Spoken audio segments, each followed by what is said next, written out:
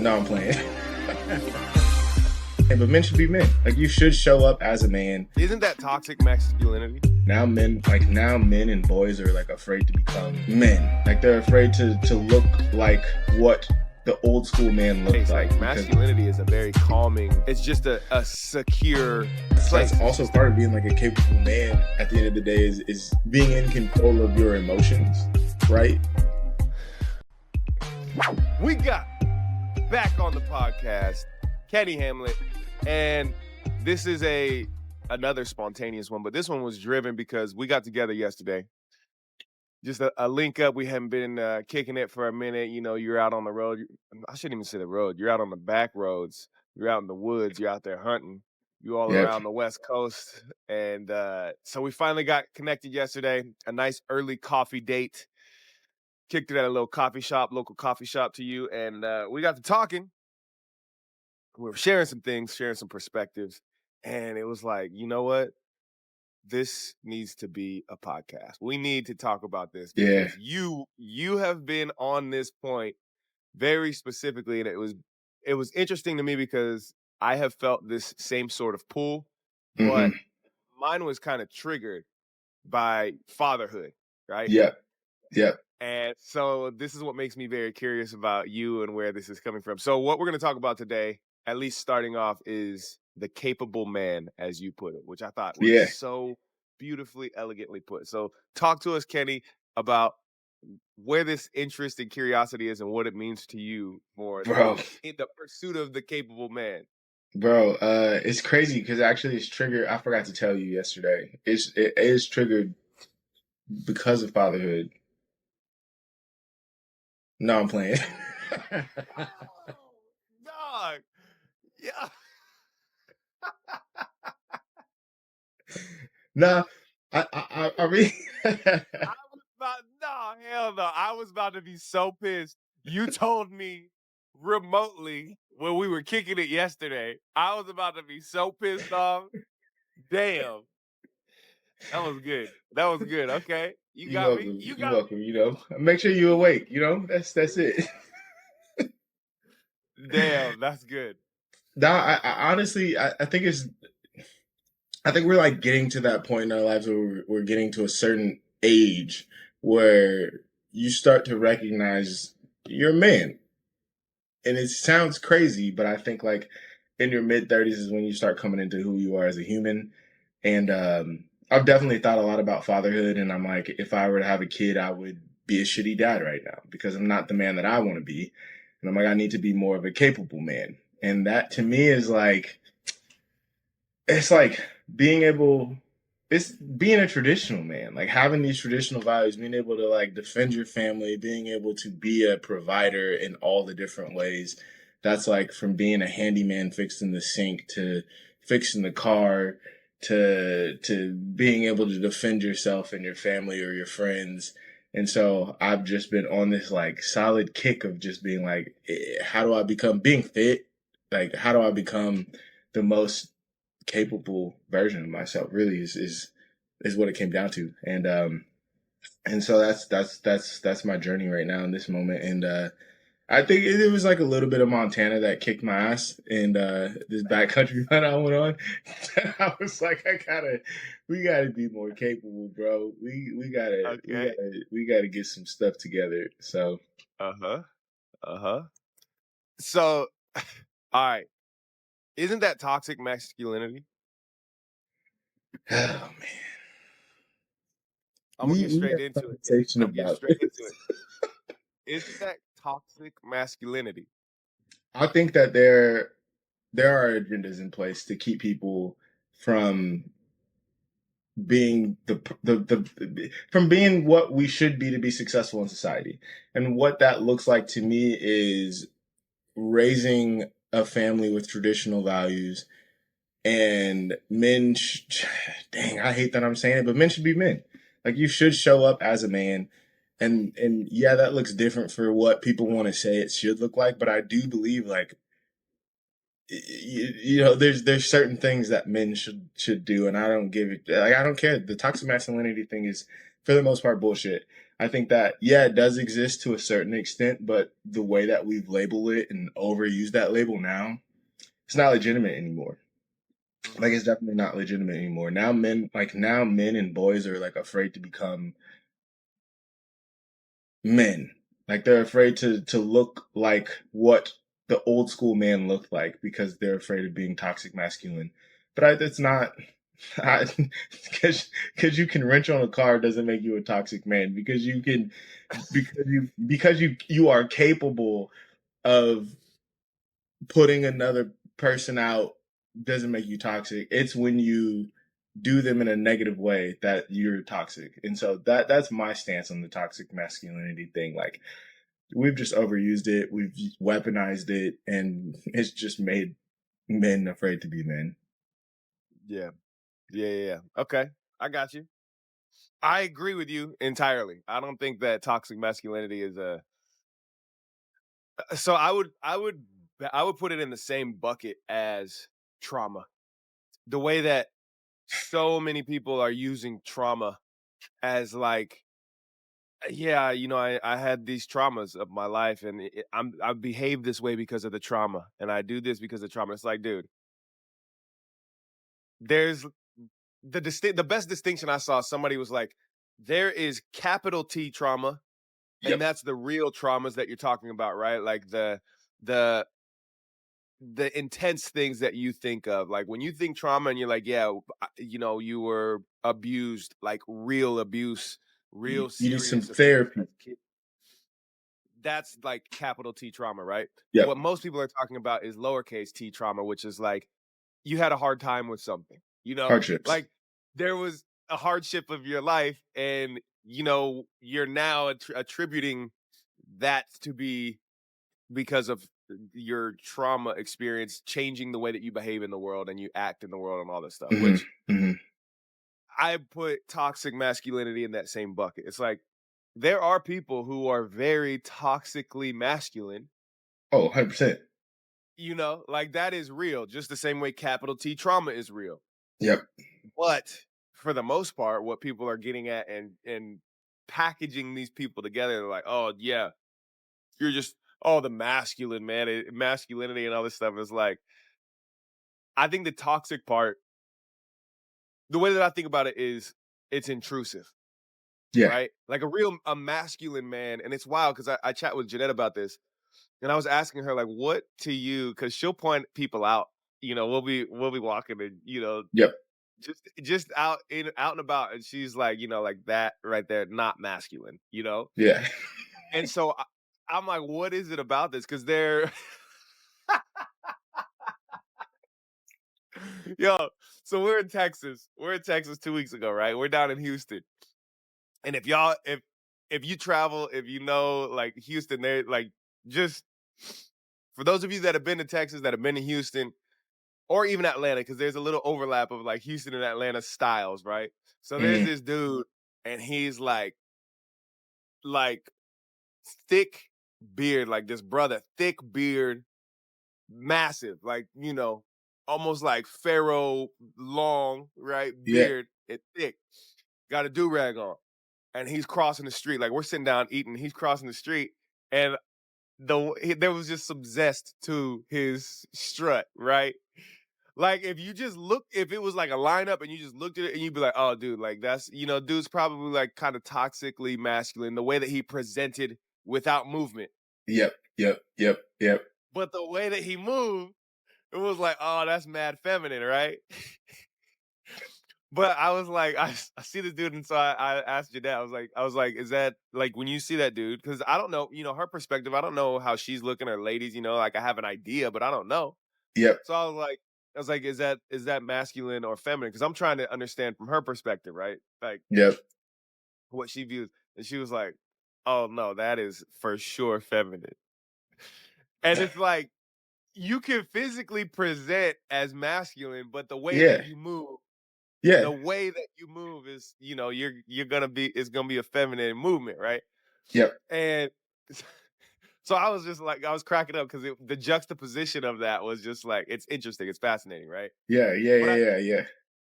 I think there's a difference in the way that she kind of presented it to me was she was like, masculinity to me is not it's not like loud and in your face. Like masculinity is a very calming, it's just a secure place. It's just a comfortable in your skin, whatever situation you're in Yep. place, Yep. like that's masculine. Yeah, which is interesting too when you think about it, because there's always like that conversation of being like, "Oh, you're not comfortable with your masculinity," and when you really think about it, that statement says it all for masculinity. Like, Hmm. if you're comfortable in your masculinity, somebody gets rowdy, you're like, "I don't have to deal with this dude because he's just looking for the attention. He's not really a threat." Yeah. But the dude who's uncomfortable in his masculinity, he's gonna be like, what, and just start puffing up the chest, and then it's gonna be a whole thing, you know. So Yeah.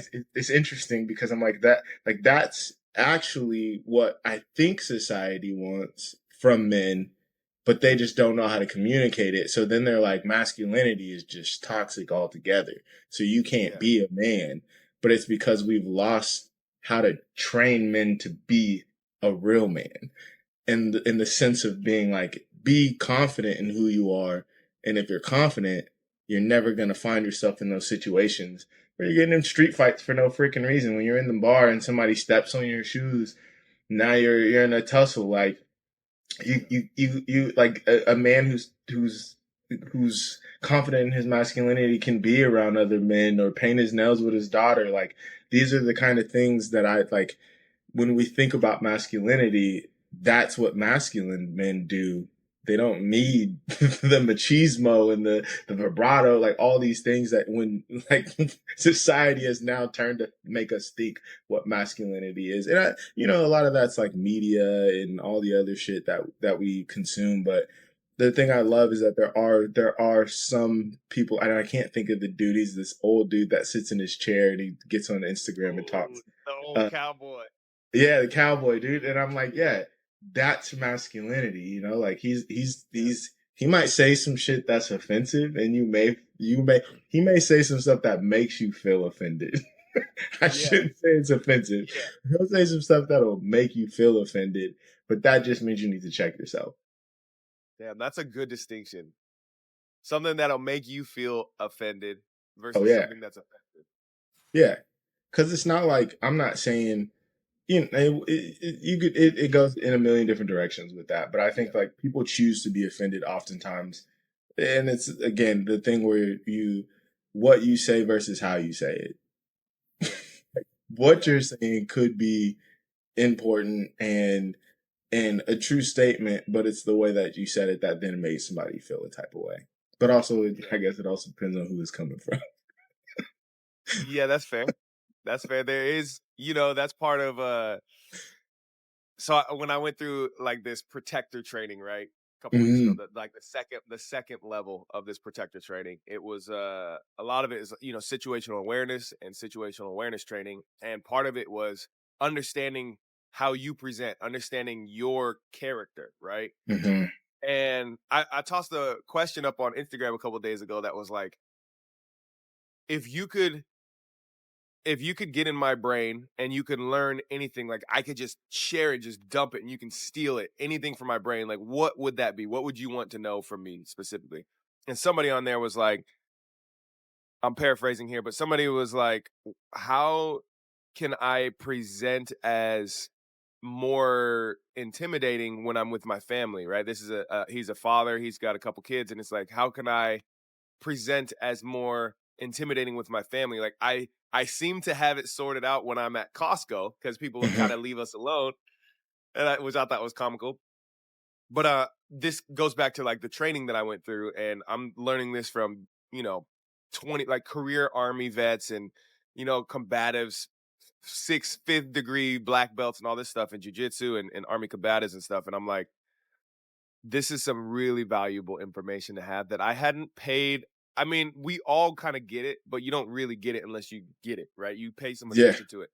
And what they were covering was you need to know what you present as, like how you show up in the world. Like if you walked out right now, Kenny, dressed as you are, with Hmm. the face that you have right now, right? You got the beard on, you got your hat, you got your t-shirt, whatever. If you walk out like that, that's very different from if you walk out, let's say, without the hat or with a shaved face or whatever, right? So understanding your character is an important part of understanding how you present and how you're going to interact with the world, but more importantly, how the world's going to interact with you.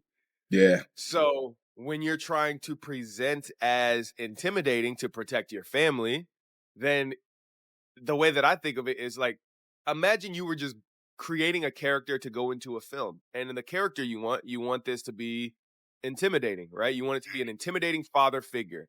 So one of those defenses that you can use is to dress like you're very intimidating. So think of like the more intimidating looking guys out there. But the problem with that is some guys are out there looking for the fight with somebody who's presenting as intimidating because they want to take down, the alleged alpha in the society in that moment, right? Yep.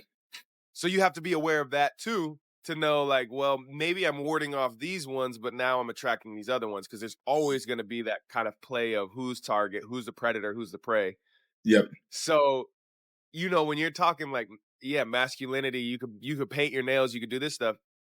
There's a play here intellectually with how you present to where you could go out and be like, all right, I want to not be a target, so I'm just going to present as even less threatening because then I don't Yep. even show up on a radar, right? You're kind of Hmm. gray man style, right? But Hmm. you're fully capable, right? So like when your boy's out with the fanny pack, but your Yep. fanny pack is packing, it's like, okay, people might be That's clowning the fanny pack. literally what I'm thinking. Where I'm like, yeah, it's the same conversation to guys who open carry, and I'm like, you're you're drawing attention to yourself, and it's the wrong kind of attention. For sure. I One. just saw Oh, my bad. Go ahead. Oh no, yeah, I was gonna say it's like one. It's like the people that like you make everyday people feel uncomfortable, especially if they don't have any experience with firearms. But then the people who that like want that energy, now you're the beacon. You know what I mean? Like you're the beacon Yes. for that energy. So Yeah. Yeah. Yeah, for sure. And I saw just the other day this dude that was also part of this level 2 course of training is, because we're going through firearms and stuff like that. And mhm, part of this was like part of the training was weapon retention, not just firearm, but fixed blade and stuff like this. It's like you guys got to understand that there are a lot of people who are walking around carrying their licensed firearm and that is their murder weapon.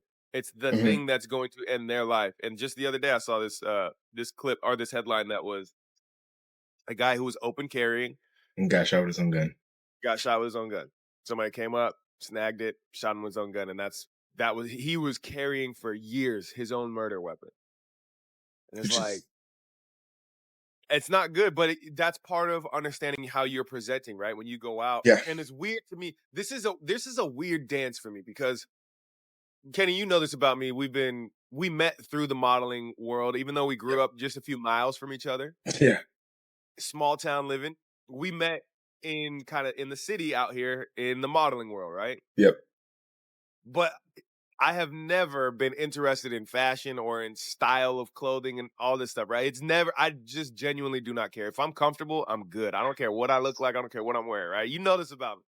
yeah, So the the challenge that I have been facing with this and having learned what I learned in this course is I if I want to apply what I've learned in this course, I have to be more intentional with what I wear, which is yep. not something that I have done for pretty much my whole life. I'm just like, if I'm comfortable, I don't care what I'm wearing. I could be mismatching, I could be doing, I don't care. If I'm comfortable and it's functional for whatever environment I'm in, I'm good.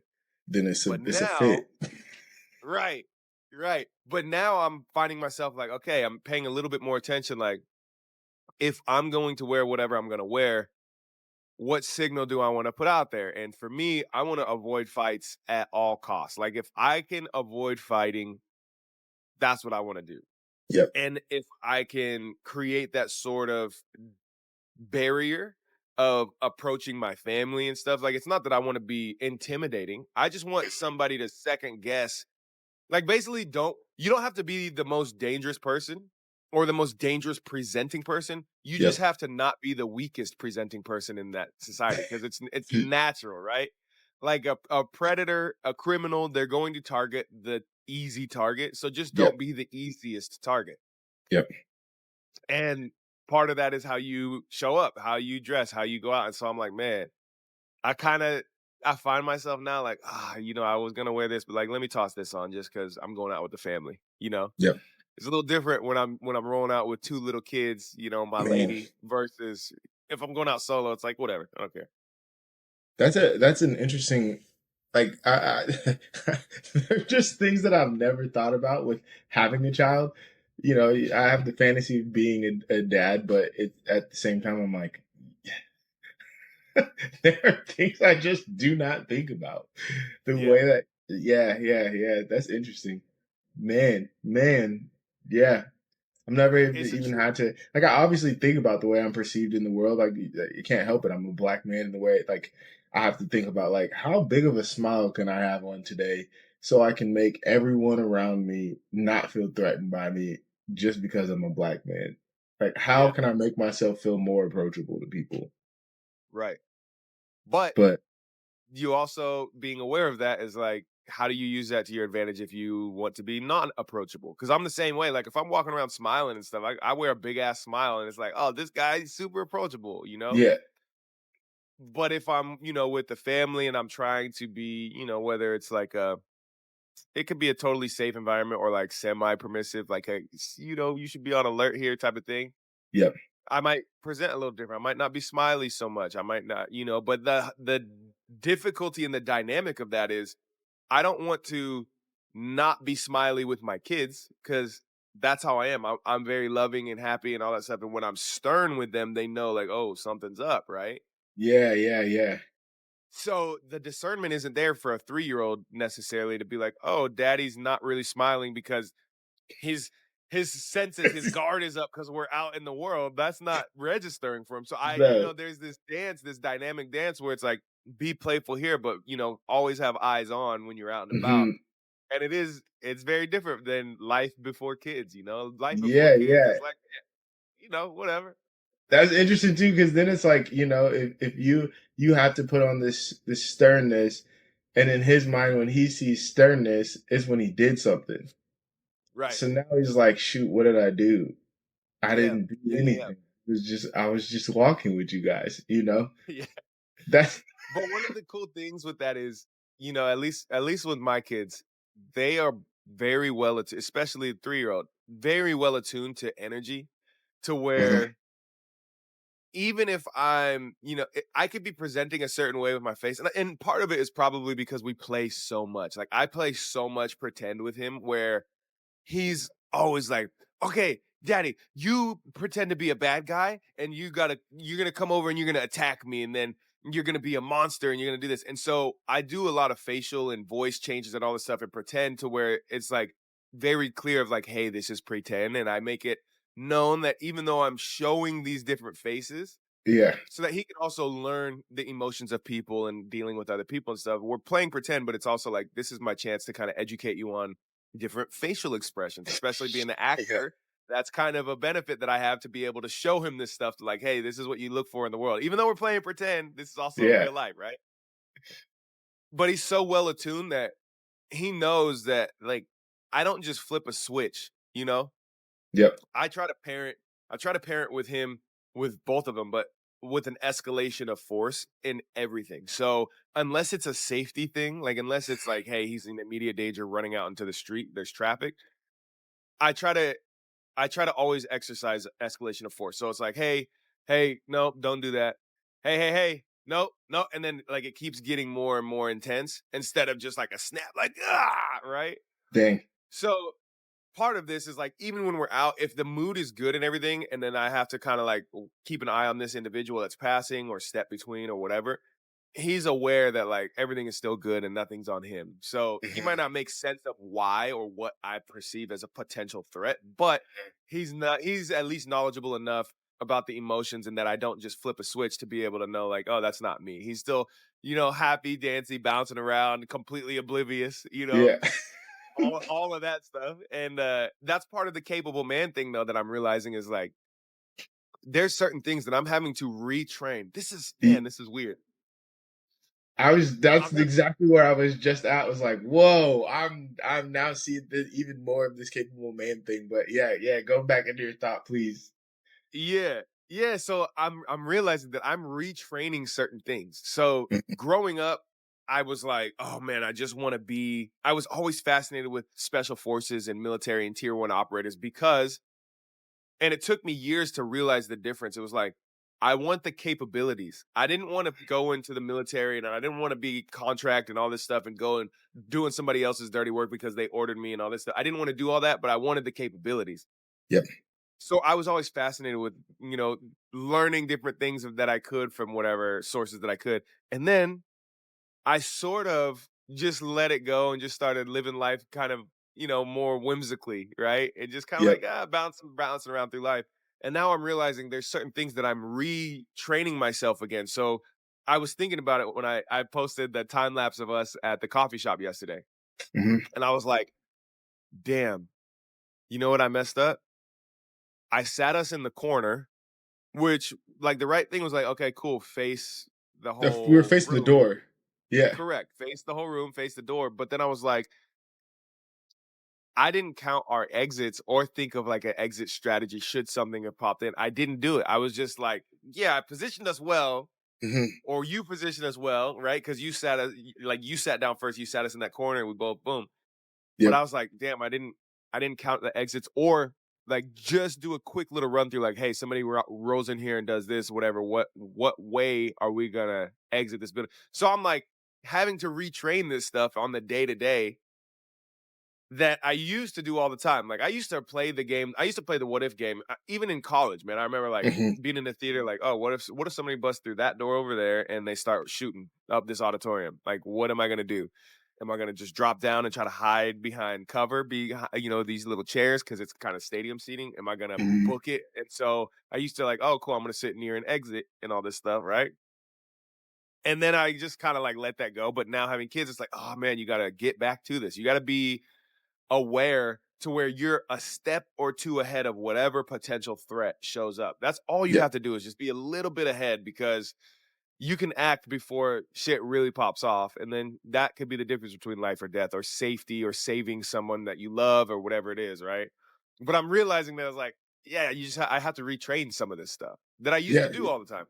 Yeah. Yeah. I think also it was interesting because you're talking about like the escalation and that made me think like, man, that's also part of being like a capable man at the end of the day is being in control of your emotions, right? Because Oh, as a father, I would imagine you want your kids to grow up and be successful, have the things you never had, be in a better position than you. So then when they mess up, you want to immediately, because I like do this with my dog. So I'm like, I know that I'm like, that's going to be a thing with a kid. yep, You yep, immediately respond. And I'm like, oh oh yeah, shit, like I'm just going to end up doing the same thing my dad did. And then I have to like unlearn it as an adult. bro. So then was that similar for you? And did you have to then slow down and be like, okay, how would you want to be treated in this moment? Like how do we get to the escalated, slow escalations? Yeah, I'm still navigating a lot of that right now. Like, I'm in the middle of a lot of questioning some of my tactics right now with the 3-year-old specifically. And part of it is like I believe if you aren't proud of something that you had, bestowed on you from your parents, burn it. Mhm. If you're not proud of it, burn it. You got to burn that down because otherwise you're going to pass it down. Burn it down or Yeah. pass it down. That's it. Those are your only options. Even if you dislike it and you don't burn it down, you're still going to pass it down. I find myself so many times like I respond or react a certain way and then I'm like, "Damn, that's just like my dad," or "Damn, that's just like my mom." And it's a damn I don't like that type of damn. Yep. And I haven't burnt that down yet, so I'm passing it down until I burn it down, right? So I find myself still right now, I'm like, "Man, there this interaction happened, and man, I don't love how I handled that." And maybe I'm passing down something from my parents, or maybe it's totally unique to me. And it's like, yeah, I never had my parents didn't do that to me, but the way that I'm doing this, I do not like. Mhm. And Jeanette is, man, one of the biggest blessings that I have is Jeanette, because she's my sounding board. And we do this with each other where we'll end up in tears about how we handled a situation because we're Yeah. just like, like we are solely in charge of these kids' childhood, right? Mhm. Mhm. And the way that we raise them and treat them and everything is going to be their internal voice. Like I still hear my parents, present day. Luckily, both my parents are still with us. But I'm 36 years old and I hear my pops, I hear my mom, I hear all these things all the time. That's gonna be the same for my kids, right?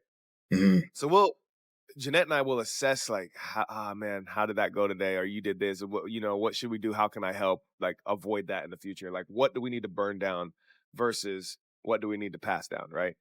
Yep. So I'm still making that dance every day right now, and there's nothing that I'm like, oh yeah, I'm set and solid. Plus, it's not just one moving variable because I might change the way that I do something and how I respond to certain situations, but these kids are also constantly changing. They're constantly learning, developing, and everything. So you have multiple moving variables. It's not going to be Mhm. the same response every time they meet, right? Yep. So you have to be dynamic in this way, right? Like this is where being just a good parent isn't really good enough. You have to be dynamic in how well you parent. So there's kind of that aspect of the escalation of force because the same escalation isn't going to get the same response every time. So you've Yeah. got to be aware and dynamic and not just so set in stone and like this is how we do this and that's how we do it always. It's just you got to be some days this kid can take a little stern talking to, and then other days like Jeanette has this quote written on our fridge that says, "Don't give a lecture to a kid that just needs a hug." And it's like some days this kid just needs a hug, man. He will melt down. He just feels so deeply and he's aware and he's like, he'll even vocalize it. He'll just be through his tears. He's like, I'm having a hard time. And we're like, oh, it's like, this is crushing. Like, it's making me tear up right now as I'm like reliving these moments, right? He's aware of that stuff. Some days he's totally fine. Some days he's like, "Yeah, okay, all good. I got it. Got it, dad." Like, yes. Mhm. And other Mhm. days he's just dealing with so many other things, whatever that may be. Maybe I didn't give him enough one-on-one time, or we didn't Mhm. get the playtime that he wanted, or we had to cut the playtime short because we had to go do this thing, or whatever it is.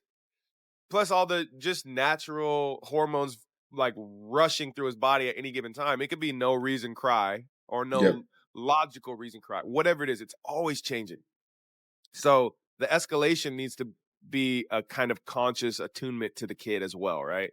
Yeah. Yeah. But there's also a key part of this that, you know, as a dad, specifically being the more stern role in the household,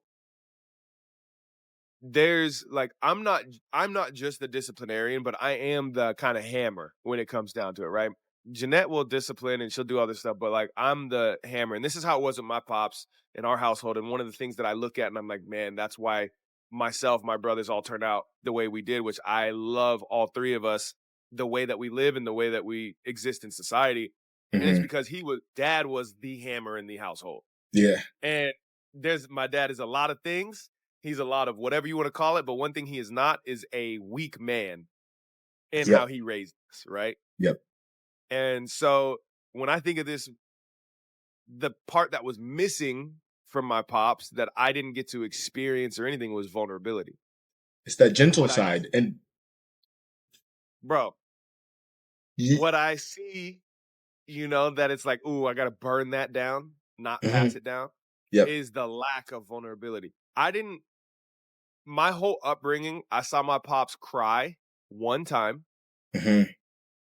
It was on my 13th birthday, and that's when his mom passed away. That was the Mhm. only time I saw my pops cry. And I saw a lot of other shit. I was exposed to a lot of other shit that some people be like, oh, that's trauma, lowercase t trauma. Yeah. And as like, nah, man, this is a dude who was raised in the hood to a single mom on welfare and didn't have an example of how you handle stuff, let alone in adulthood learn how to do that on his own, right? This dude was Yep. just straight up survival mode from the hood and through, and And through into just figured parenthood. it out. Just figured it out, right? Yeah. And man, I look at this stuff and I'm like, one thing that I will do with my kids is vulnerability. That Mhm. is for Mhm. sure one thing I'm gonna do. And part of this is like, I still struggle today sometimes like if I'm like feeling tears or welling up, like I was just tearing up a moment ago thinking of Niger, like I'm like I still struggle to really like just let the emotions Man. really flow, Mhm. but I will still express it and I will still vocalize it and verbalize it and share it like, oh, I'm feeling a little bit sad or I'm feeling this or whatever the case may be. The whole point is like vulnerability is actually a superpower, Yes. especially if I'm able to not just articulate it, but show these kids, hey, this is what I'm feeling, and this is how we deal with that sort of emotion. But it's Because because it's that confidence in masculinity though is the thing. Like that's it. Where yeah, before is I would say like my dad grew up very similar, like was in the gangs and mhm, was I mean the man was shot in his head, he's been stabbed, ran over, like all like anything you can think of, he's been through it. yeah, And there's this level of like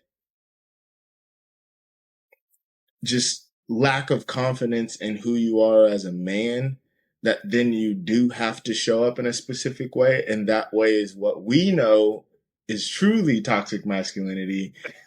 yeah, And so there's a couple of things that you said that I'm like, holy shit, there's like it's the thinking about the way that we raise our kids and how they should experience everything, because then they can grow up to be better than us, and that means as a whole ass human, not yeah, just financially better than us, not just go to a better school than I ever had an opportunity, not have all the toys that I never had, but also to grow up and be confident in who they are as a man, that they can be emotional and that it is yeah, fine to be emotional. You got to be a crybaby because you can yeah, you yeah. can We don't do go that. too far. We don't do Go that. too far. But you should be able to accept that you are an emotional human and that you have them and that you can let them out and it is okay to let them out. Yeah, But then also one thing that you said that I think a lot of men struggle with is you're talking about the way that you communicate with your, I'm gonna call her your wife because that's what my dad does to me. So yeah, yeah, the way that you move with your wife, Jeanette, the way you move with her and you communicate with her and you have these conversations that I think like one, I never got that example in front of me, but I think that it's hard for men to lead in a way of trying to figure out like what's best for your relationship, not to tell her what to do, but to lead and guide inside of that relationship. How are we going to raise our kids? Like what can we do to give our kids the best opportunity? What can we do to give ourselves the best opportunity in life? And I think oftentimes people think when you say a man should lead the relationship, they think he ain't telling me what to do. And it's like, it's not about telling you what to do. It's, it's about having conversations that put us in the right direction and on the right path. That's not, I'm not saying you gotta freaking do what I say and do it how I say do it, but I'm saying like we should have conversations about like what our future life should look like and how do we get there. And I think that you're doing that in such a way. And I don't know what your relationship with your or what your parents' relationship looked like, but I think that's the thing that's also like one of the many things that is missing from masculinity these days.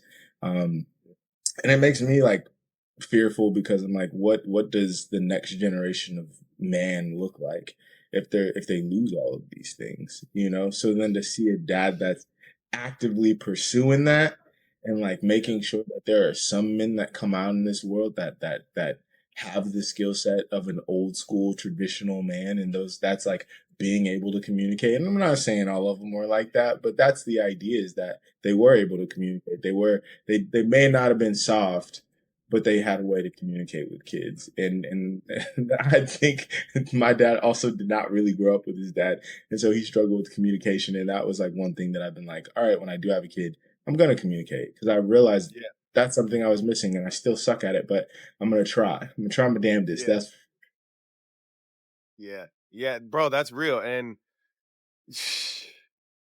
you know, there, man. It's so silly to me when I think about like, when we started this session, you said, oh, what was it? You said something that triggered in my head about like the development or like the becoming of like when we were talking about the capable man, and I'm like, the way that I think about this is if we were to just again like build a character, You know, Hmm. like by now, I think a lot of people have heard this. I heard this quote initially like 4 years ago or something in a seminar, in a Tony Robbins seminar, where they were breaking down like the seasons and different seasons of society, seasons of life, and everything like this. And they were basically Yep. like, you know, strong men build strong society. Yep. A strong society breeds weak men. Yep. Weak men breed a bad society. A bad society breeds strong men, right? I'm butchering the quote, but that's pretty much the cycle, right? When things are really good, it makes men weak. It makes people complacent and so on, so that you're not so capable because you're not like, things are bad, we got to be prepared and war ready and all that stuff. And then I think about this in terms of human development, and I'm like, okay, I have this kid who is he's pretty emotional, man. He's like an empath for sure. Like he feels when you feel something, like he's on it. He just knows. He can point stuff out so well, so quick, and he's just on it. And I'm like, there's a lot of times where, like you were saying, we ain't gonna make no crybaby, you know. There's a lot of times where he's having a hard time, and I have to make the discerning decision of, is he coercing me with his capabilities to try to get out of this thing by using his emotions? Or is he just genuinely having this difficult of a time right now and this is authentic and I have to treat it that way? An example of this, Memorial Day. We had like a little block party, right? And there's a few little kids running around, playing around, and he picks up a handful of sand and hucks it. Throw sand all over some adults, right? Like people got plates of food and all this stuff, and it's like, oh, that's that. Now I wasn't there. I had just, I think I just, oh, I just ran across the street to our crib to drop something in our freezer. So when I come back, I see Jeanette's kind of like having a talk with him, right? And then she's like, "Hey, he's got to go to timeout. This is what happened." And I go, "Oh, okay." So I'm like, the talk I usually have is like, "Hey, what happened?" And he goes, "Oh, this happened." I go, "Okay. Thank you for telling the truth, because in this family we tell the truth." Hmm. And then I go from what happened to, it was that a good thing? Was that good or bad? And he goes, "That was bad." And I go, "Okay. So what do we do when we do bad things?" And he goes, "We fix it." I said, "We got to fix it. So how do we fix this?" And he goes, "Apologize." So, yep, that's right. So let's go over there and apologize to Brian. This was maybe a half hour into the cookout block party hangout. Like Hmm. everything's still just getting spun up, and that was the end of our day because he Dang. went he went into a meltdown. He did not want to apologize for anything because he was. This is the thing. This is where that like discernment comes in, because he was scared. And it's like, okay, what are you scared of? All the people. I'm like, okay, well, how about this? We'll go over there. I'll block everybody else's view, and you just look to Brian, and so nobody else can see. And then you see it, you apologize to him. You say sorry. He goes, okay. Walk over there, set it up, and he's like, I'm too scared. I'm too scared. I'm too scared. And then he really is showing real like signs of fear, which I've seen him do plenty of times before. He really is scared, and it's like the social anxiety that a lot of people feel as adults when you have to apologize, right? Yep. Totally get it. Totally normal. And I go, cool. But in this family, we do things that are scary. And especially when it's to fix something that we did. We definitely do that. So Yep. I'll give you a moment if you need a moment to get settled and build up the courage and bang your chest a little bit and then go. I'll give you a moment to do that. We tried this for a good half hour straight of like, hey, have a moment. All right, let's go apologize. Look, I understand it's scary. You got to do it scared. And he full meltdown, like tears, bawling, everything. So in this moment, it's like we had a good few back and forths, a good few chances for him to apologize, and he never did. So now what do we do? Do we hammer this home and force him into it when it's a genuine, like you could see him exhibiting, he really has fear with this right now? Yeah. Or do we let it go to where he goes, that's all I have to do to avoid a situation like that? That's, the fear. I think I instinctually I want to be like, no, you're gonna apologize because I'm not about to train you to just like cry to get out of a thing. Yes, that's exactly it. So the other variable in this dynamic is that this was late in the day. He didn't get a nap in that day, and we know that when he doesn't nap and everything, he's just, anybody that's been around toddlers, when they don't nap, and Yeah. then there's all the stimulus going on and all this stuff. So we're aware of this. We're like, he didn't nap, and the build up, and there's just like at that point, he's not going to come to his senses and be like, okay, let's go apologize. He's just not. So I was like, all right, this is your last chance, bud. If you don't apologize, we're done. You're done playing with your friends. You're done with all this stuff, and we're inside. And you don't get any treats. You don't get any screen time. You don't get any play time. You're gonna go inside. You're gonna lay down, and that's it. And then we did that, and the next day, also like, oh, can I have this? No, you can't, because this is what happened yesterday. Remember, and we don't get to have treats and stuff like that when we don't fix things that we do. It's okay to have a mess up, but it's Yeah. not okay to leave it messed up. Yeah. you know? And so he was, oh, okay. So the whole next day, oh, can I have this? No, that's a treat, buddy. You can't have that. Remember? Because of it, right? And it's like, is this the right thing to do? I'm not a child psychologist. I understand a little bit about human psychology. Yeah. I also, what I understand is like the way that I view this is, yeah, there's statistics, but psychology isn't 100% black and white like Hmm. mathematics, where it's either Hmm. correct or it's not. Everybody's different, all these different variables. So it's like, maybe this is good, maybe it's not. There's going to be some consequence we have to deal with around this. But the challenge is like, you don't want to raise this kid to be able to coerce you, and let alone not just you as the parent, but anybody, any other figure in society, because they're using their emotions and they're breaking down and they're like, ah, cool, I got it. And that's like a little Yeah. con artist now, Yeah. you know? Yeah. Yeah. Yeah. Yeah. I think also like, yeah, you didn't make him apologize in the moment. Which I think a lot of people probably would have done. Like the majority, especially the majority of men would have been like, no, you're gonna go get your ass Yeah, up, go apologize. yeah. And then Stop that being a could bitch. have Come on. created, yeah.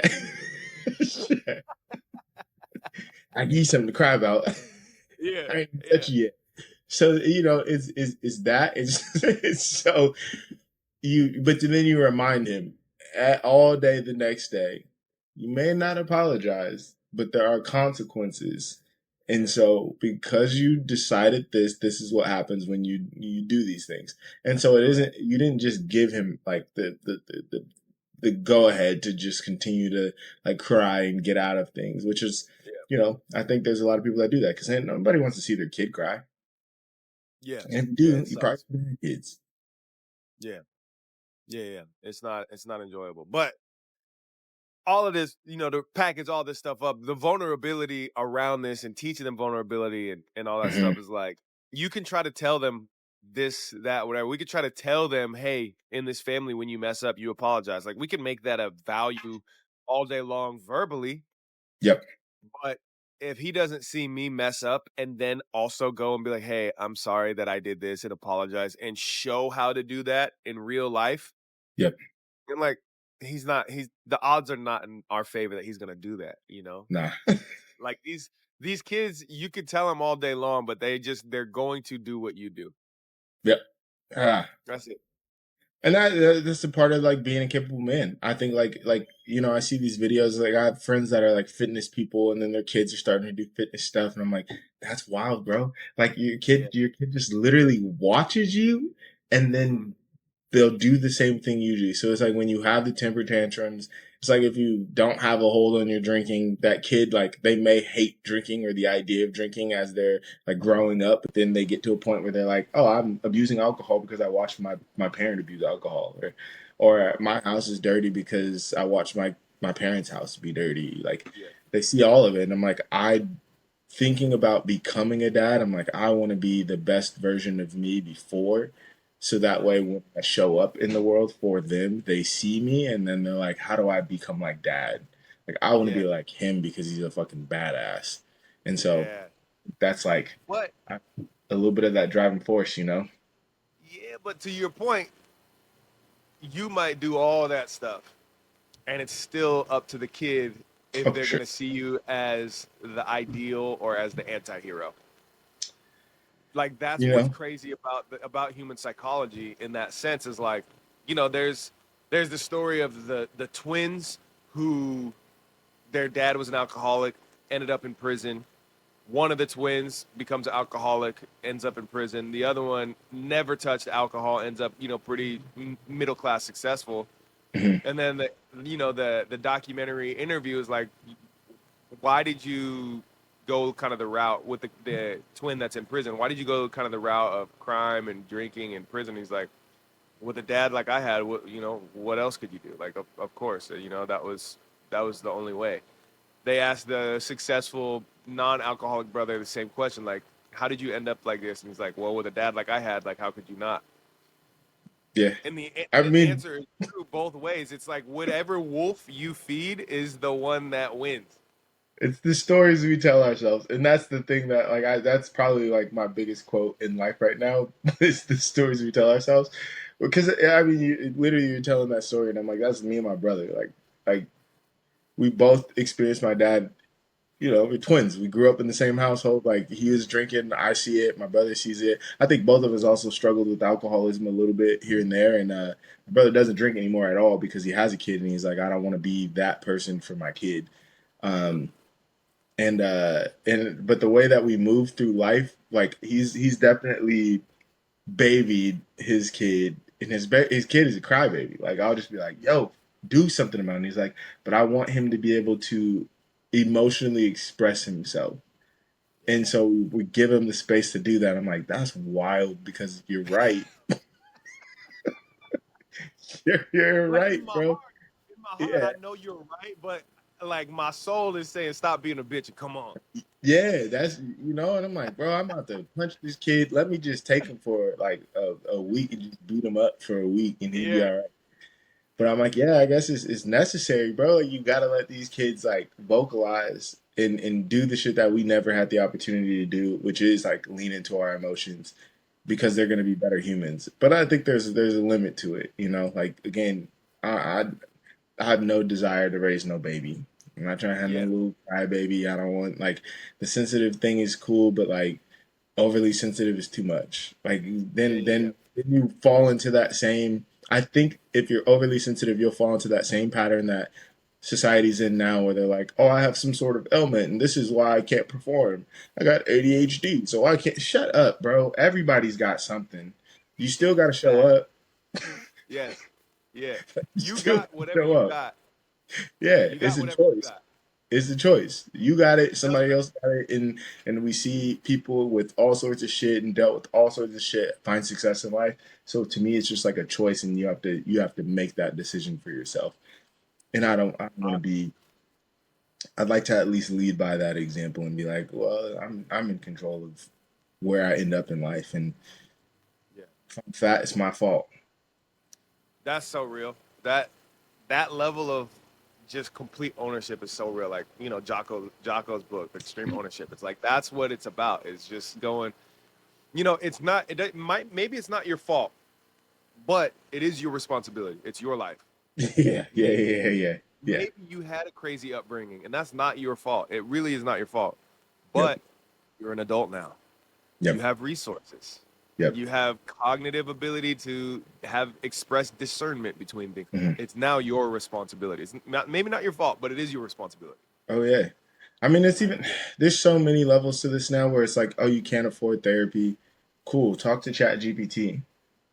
Bro, I have, listen, for anybody listening to this right now, wherever you're listening to it, whatever, send me a message. I have 20 questions that are like some of the most life changing questions that I curated this through ChatGPT. It was kind of like a marriage of ChatGPT and my experience with different seminars with world leading, like top performers, right? From not only like the protector course and all these things, but I have 20 questions that if you go through these questions, in my opinion, my experience, you won't really need therapy like you think you need therapy, and your life will Mm-mm. become so much more in order. It's insane. And I will send these to you for free. I just want you to reach your full potential as best as possible. So if you're thinking like, man, I need some help, I need some guidance, I need whatever, I have 20 questions to get you started. And even if you just go and answer one of them, your life is going to end up on a better trajectory. So that's a quick little plug. I'm happy to send these to you. Just message me like, hey, 20 life questions, or what were those questions you were talking about on the podcast with Kenny, whatever. This being said, Mhm. what excuse me, what do you think about your level of like when raising a kid, if you're really soft on them, they're going to be raised like a little, a little softy. So if you're trying to build a tough kid, then Hmm. you got to put them through tough experiences, right? Like that's just Yeah, how it works. Right? If you want to yeah. raise an intelligent kid, you got to put them through intelligent You activities got and to challenges. mentally challenge them. Correct. So, what are your thoughts on? I'm very curious about this. You not having kids yet, what are your thoughts on how to develop a kid in the like ideal way that you want to shape a kid? If you were to say, "Hey, this is how I would design their environment from the house to school to community to who they're around, all that stuff." The people you decide to spend your time with. But I think that like I pick those people intentionally now, right? Like I'm not hanging out with a bunch of like shitty people that aren't doing much with their lives. That's intentional. So it's like Yep. if you can raise a kid in an environment where they can see other people having success, especially black men, like they can Yep. look around. Because if you have a daughter and they're seeing respectable black men that are doing things, now they're going to desire to have that for themselves. If you're raising a boy and they're seeing respectable black men leading and doing things with their lives, now they're going to want to become that themselves, and they can see the opportunities. Like that was my thing is I never really saw what a black man could be because the examples in front of me weren't that many. And so like there's this guy, Mr. Smitherman, he was like a substitute teacher and I think he was like a businessman or something else. And he drove this like when I look back and like it was this raggedy Mercedes. Uh-huh. But it was a But Mercedes. it wasn't that raggedy, but it was, it wasn't nothing really special. But that was the example in front of me that I was like, I'm gonna be a businessman. I'm gonna be like him. And I'm like, I don't even know what he had, but that was just where my mind went. Right. Um, and so I just definitely putting the kid around honorable, respectable, specifically black men, but it doesn't have to be. But I want them to be able to see themselves because it doesn't matter if I Yeah. have a light skinned kid or a dark skinned kid, he's still going to be black at the end of the day, or she's going to still be black. Um, there will be challenges, physical challenges, and I will not let my kids quit. That is 100% a thing. Like I think the problem with most people is they don't push past the hard times, and so they quit when things get hard, and then they complain and bitch about their lives sucking. And I'm like, your life sucks because you didn't fucking ever try, or you tried, but you tried a little bit. like, like the people that have the highest level of success just keep doing it, Yeah. and so it's making your kid like have follow through, which is something I think society lacks as a whole for the most part now. Um, Agreed. and just encourage them to just like do the shit that like makes them excited. Like definitely lean into that because that's something I didn't have, and I like didn't have the courage to chase whatever it was, like my own desires. It was just like, well, this is what I'm supposed to do because this is what I'm told I'm supposed to do. And I think like allowing a kid to have like an unlimited imagination where they could just be like, Dad, I'm gonna be an astronaut. And I'm like, bet, all right, we're gonna be an astronaut, but you're not quitting it. Yeah. I'm Yeah. taking you to astronaut school. You're gonna go to Yep. science, do all of it. Like I'm like here to support a child in becoming whatever they want to be, but they have to choose what they want to be. Other than a track athlete, they will do that, uh, and they will play an instrument and learn a language as a child because those are things Yeah. that I have to do as well. Like my mom was very adamant about the instrument and I think it changes the way that you perceive the world. And so I like it's creating space for them to do things, but making them do and have follow through. Um, I don't even. Sometimes I'm like, schooling is hard because I like our education system is broken and it's not intended to make kids be critical thinkers. It's not intended. I don't know what the fuck school is for anymore, to be honest. Now that I'm like further out of it, not like yeah. Anyways, so I don't know what that's gonna look like, but it would it yeah, it all matters for sure. And I think like even just the place that you decide to live and raise a kid in, like city or town or whatever, that shit Yeah. matters. Like they have to be able to see people around them and have aspirations that are just bigger than themselves, and in order to do that you gotta have the right people around you for that. So I love that answer. I love that answer, bro. On the other side of it, 2 kids now is like, man, the biggest thing that I think of and what made me ask you this question, what kind of sparked it was when you were talking about, you're not gonna be you're not gonna just like let the kid be a little bitch, right? Yeah. And being tough. And so, I'm thinking of this as my role. I'm not trying to just be this kid's friend. I do Yeah. want to be friendly and I want to have a good relationship, right? But I I'm the dad, you know?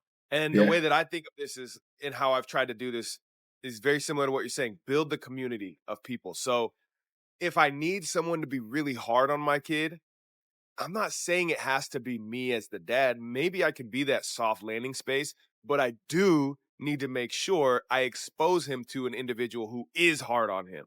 Yep. I need to make sure that he has that, right? So to me, I think of this the same way with community is like I gotta plug in certain people, and I don't have to necessarily be the face because this is sort of the same thing. Like with Jeanette, if something happens, I want I want mom to be the like, oh my god, mom is always gonna hug me and love me no matter what and everything like that, right? But there's instinct with men where there's this sort of like challenge of leveling up and stuff. So I'm the biggest hype man for these Yeah. kids, but I'm also like, yo, that was trash.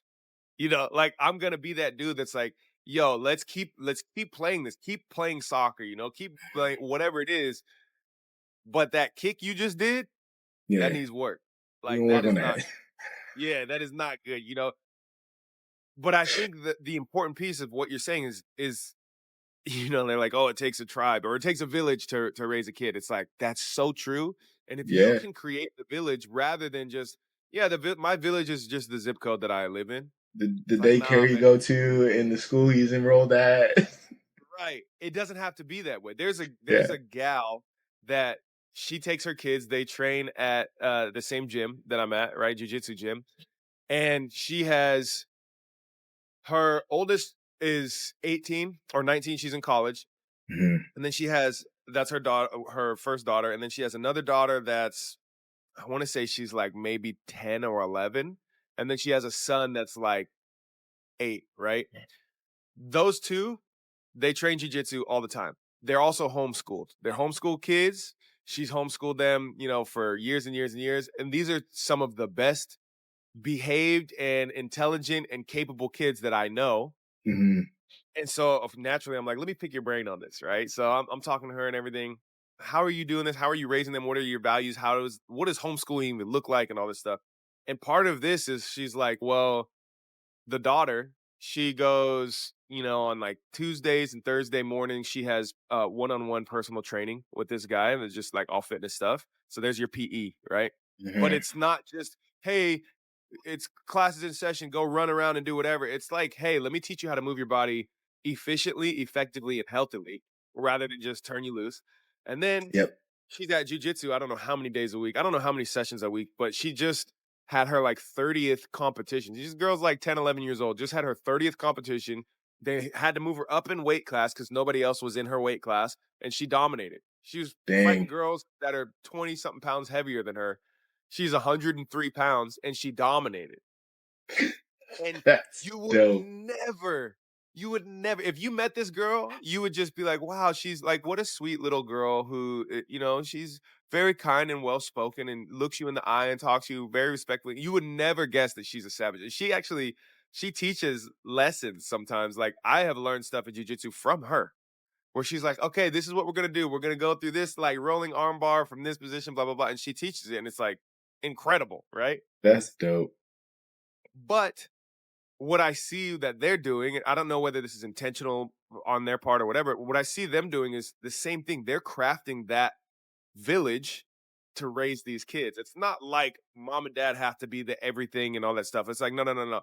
The way I view it is my role as CEO of this family. It's my Yep. duty to make sure that all the things are functioning as they should be. And I don't have to be the executor of the thing. I need to execute the process, Yep. make sure that it's built in place and that it's working as it should. And that includes if this kid is being a little softy and I need him to be firm, I don't need to be the one that drops the hammer. I just need to enroll him in that really tough thing. Yeah. I could be the coddler, like, "Oh, man, yeah, that does look really tough," knowing the whole time, like, "Yeah, I set you up for this tough shit." Right? Because to him, he's Yeah. like, "Oh, man, dad loves me and supports me and is there for me and understands," and it's like, "I want that for you, but I also want you to have hard times and challenges so that you build that follow through," like Kenny was talking about, like, Yep. you need those challenges and you need to overcome those challenges because that's how you learn that you are valuable, you are tough, you are strong, you do hard things. That's Yep. one of the things in our family too. Is like we do hard things. Is this hard? Yes, good, because we do hard things. Yep. Yep. Yep. 100%. I think also it's funny because you mentioned that you make sure that your you make sure that Jeanette is able to be that soft landing place, the place that she's always going to love on them. And I think that that's also important for a young man to see that and experience that, because then it's going to change the way that they perceive women as well, right? Like when they see them as like the comforter, then they're gonna search for that inside of the woman that they choose to be with, um, and like a woman that's gonna listen to them and whatever, these kind of things. And I think it's just like it's again it's reinforcing those like those values that I think that we've kind of lost a little bit of Yeah. in society. So What else is there on your list of things that you're like, man, society is fucking this up? What is on your list of like when you're talking about the capable man? Because I think not so long ago, like our parents' generation, we yeah, were chatting about. I was listening on Diary of a CEO, the recent episode where they're talking about it was like an emergency episode for AI stuff, right? yeah, And they gave this example of like, hey, my grandfather, his era, they would never understand a personal trainer. mhm, Like that's one of the bigger careers right now, and mhm, it's like grandpa, this is how it works. You pay a person so that you can go to that person and they can tell you, "Hey, pick that up. All right, put that down. Now pick up that one over there. That's heavier. Now put it down. Okay, good. Now go over there and pick that up. All right, good." And then you pay them for that. And grandpa's like, "What the hell are you paying for? You just go move your body. You go do the thing. Go do the pull-ups and why do you need someone to tell you to do the thing? And why are you yeah, paying them to tell you to do the thing?" yeah, And it's like, that is baffling, right? Like, that is absurd. So that era of people would just move. Like, you need to be fit, you just go do pull-ups and push-ups and run. You don't need yeah. someone to tell you to do it, you just do it. So in your perspective, Kenny, what right now in our society is missing for the development of the capable man to happen naturally just by environment? Oh, I mean, the environment is created to make us less capable. Everything from like every aspect of it. I mean, you think about like cars. You can't even fucking work on a car anymore. You don't have to use an encyclopedia to find shit. You just ask GPT. Like there's society is built to make us softer. Yeah. And I with my whole heart believe it's intentional.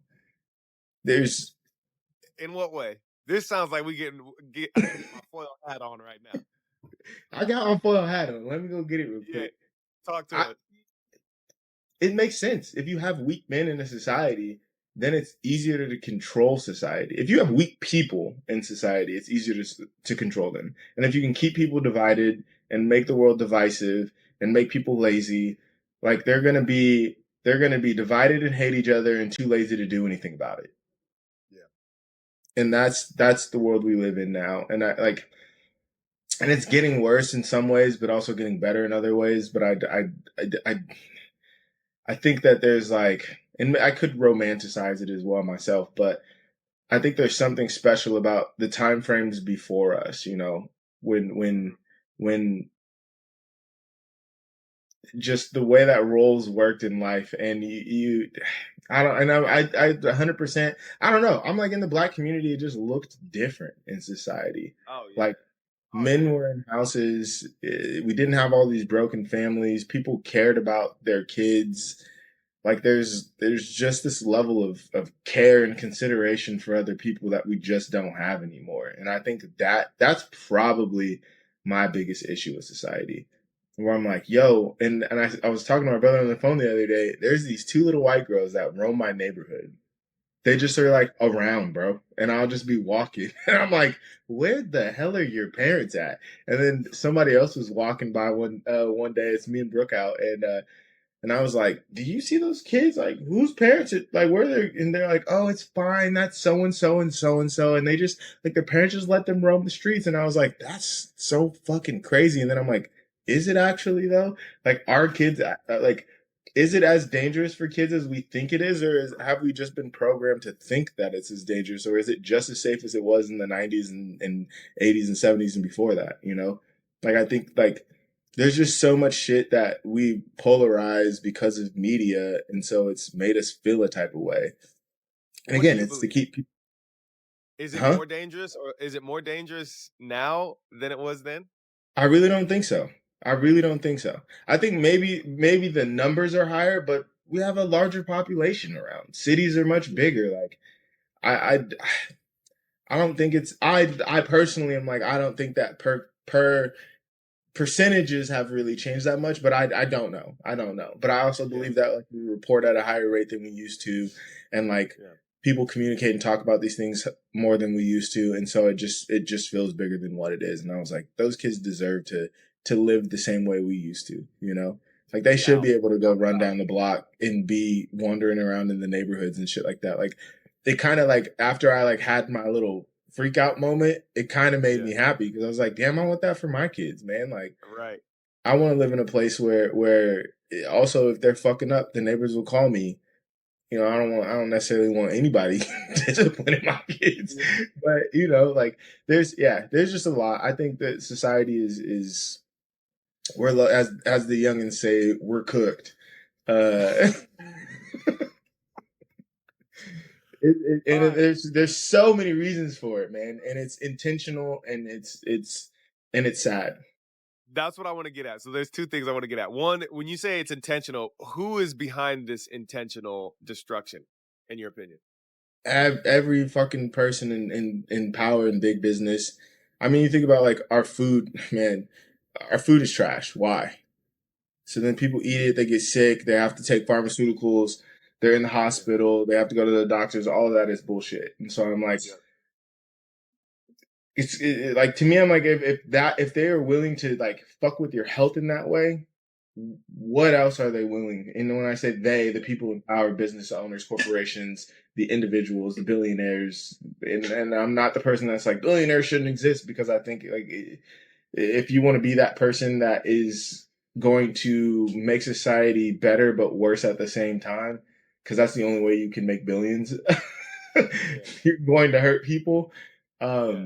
I think that you should be able to do that. That's the whole beauty of America is that we have freedom, and it's the same. Like I'm sitting there talking about our food chain is garbage, but if our food chain is garbage, there's food out there that is good. You may have to pay more for it, but if you want the system to change, you have to stop participating in them. Yeah. You got to put your money where you want it to go, and like where is that? I feel you.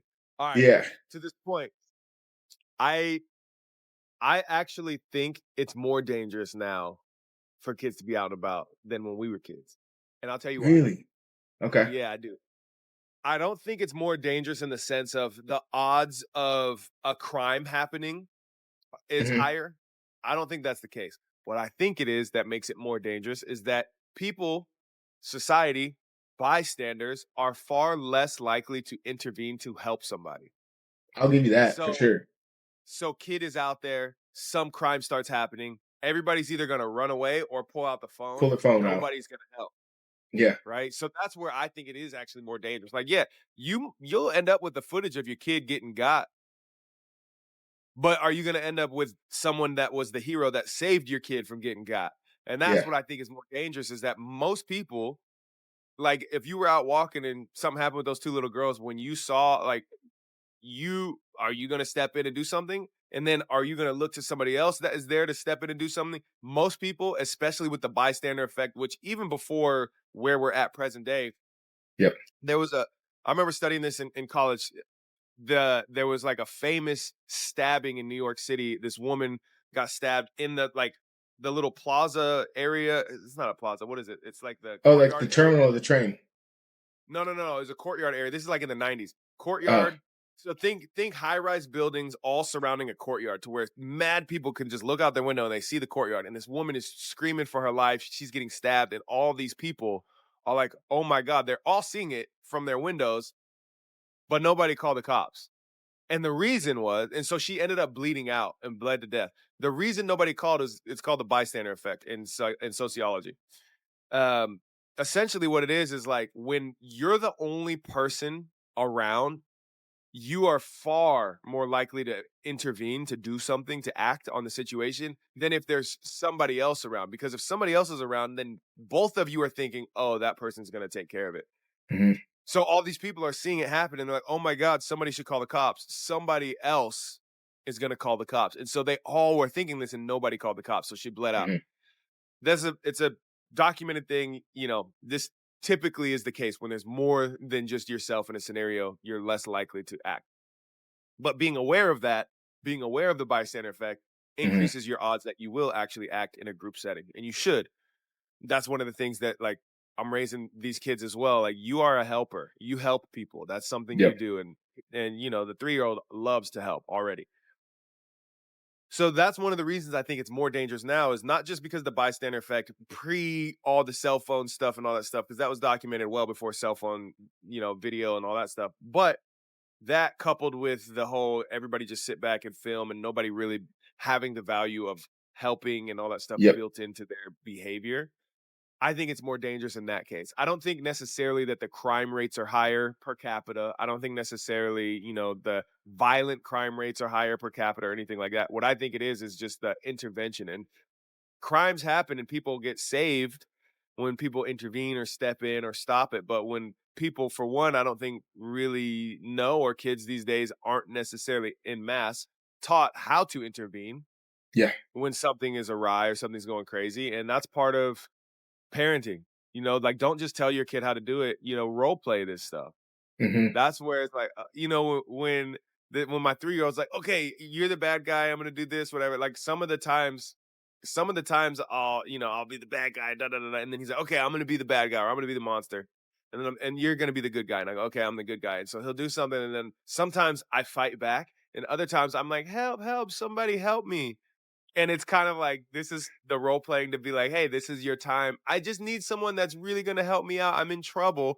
And then he's like, "Oh," and he changes from bad guy to, "Oh, I'll save you. I'll help you." And it's like, yeah, that's that shit. That's what I'm after right there. Because I want to raise helpful, society Yeah. participants. You Yeah. know? Yeah. But I think that like people don't consider themselves to be a part of society anymore, and it's because we're all less connected. Yeah, So it's harder to feel like we're a part of the thing. yeah, Um, and yeah. So hopefully, I think I don't know. I have a lot of ideas around this shit where I'm like, the AI makes it even further disconnected society. People are now like just creating bots and making bots communicate with people. So now you're not even communicating with real humans anymore.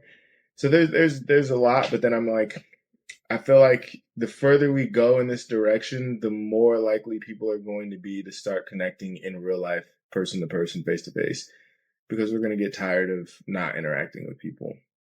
yeah. I hope so. I love face to face interaction. This is part of the whole, like, my dream for the dynamic daddy brand is like build a community of dudes, and Hmm. you don't even have to be a dad, right? Like to be in this community. The dynamic daddy is just kind of the concept, right? The capable man is another way to kind of put it, where you're intentionally living, you're constantly trying to improve because you understand that like just being stagnant and like, yeah, I'm Yeah. okay with where I'm at is just it's unacceptable. Hmm. Um Self-improvement, it's not like self-improvement is a luxury.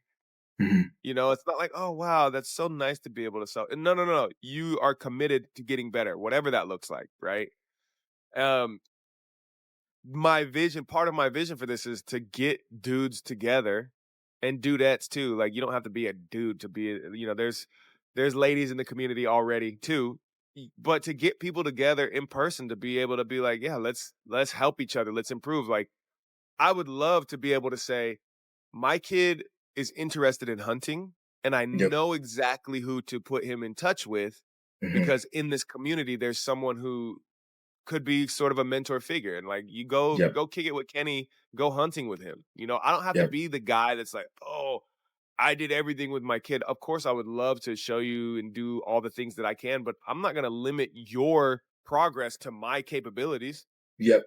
Yep. You Yep. know what I mean? Yep. Yep. My role is to put you in the right scenarios and get you with the right mentors and all these things. Like, that's my role. I don't need to be the hero of all things.